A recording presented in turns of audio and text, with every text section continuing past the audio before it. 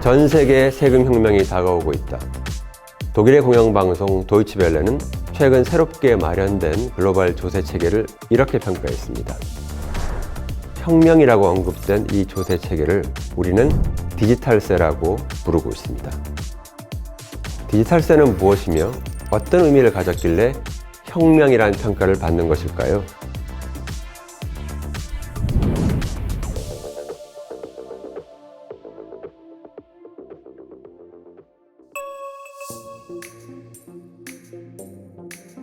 디지털세는 구글이나 애플, 페이스북 등 글로벌 디지털 기업들의 조세 회피 행위를 막기 위해 글로벌 조세 제도를 새롭게 도입하자는 문제의식에서 비롯되었습니다.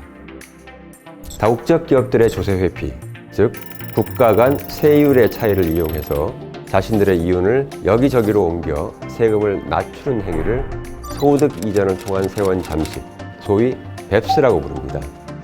이 뱁스를 방지하기 위해 지난 2012년 OECD와 G20에서 처음 시작된 디지털세 관련 논의가 2021년 10월 최종 합의안 도출에 성공하면서 제도 실행에 큰 윤곽이 잡혔습니다. 136개 국가가 합의한 디지털세는 크게 두 개의 기둥 위에서 운영될 예정입니다. 하나의 기둥은 글로벌 대기업으로 하여금 본국뿐만 아니라 매출이 발생하는 시장의 국가에도 세금을 내게 하는 것입니다.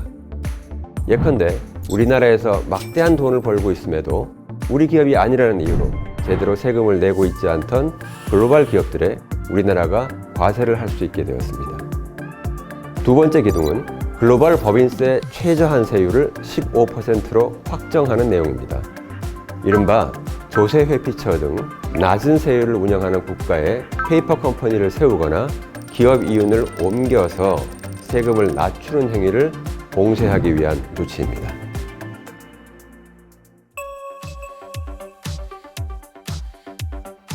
현재 글로벌 조세 체계는 국제연맹이 1920년에 마련한 원칙을 주요 근간으로 삼고 있습니다. 사실 이 체계는 2개 이상의 국가에서 영업을 하는 다국적 기업들의 중복 과세 문제를 해결하기 위한 것인데, 제도의 허점을 이용해서 조세 회피를 일삼는 기업들 탓에 글로벌 세제 당국은 오랜 기간 골머리를 앓아왔습니다. 특히 이러한 조세 회피 문제는 지금의 디지털 경제 시대에 들어와 더욱 극심해졌습니다.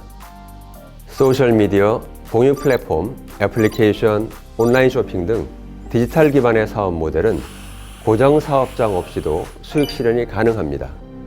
지식재산권 등 무형자산의 의존도가 매우 높다는 특징도 갖고 있죠. 즉, 디지털 기업들은 무형자산이나 가상사업장 등 이윤의 원천이 모호해서 그만큼 과세 기준을 잡는 게 쉽지 않습니다. 실제 2020년 우리나라에서의 구글 매출액은 4조에서 5조 원 정도로 추산되지만 법인세로 낸 돈은 93억 원에 그쳤습니다.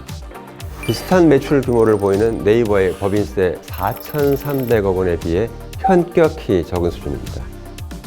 넷플릭스도 2020년 우리나라에서 4,100억 원을 벌어갔지만 그들이 낸 세금은 고작 21억 원에 불과합니다.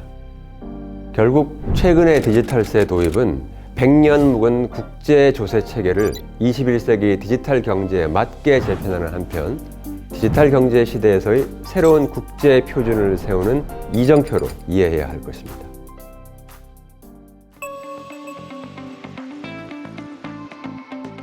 이번 합의를 두고 경제 외교에서 한 세대에 한 번 있을 만한 성취라는 평가를 내린 제닛 옐런 미국 재무장관의 말처럼 이번 디지털세 도입은 남다른 의미를 지닙니다.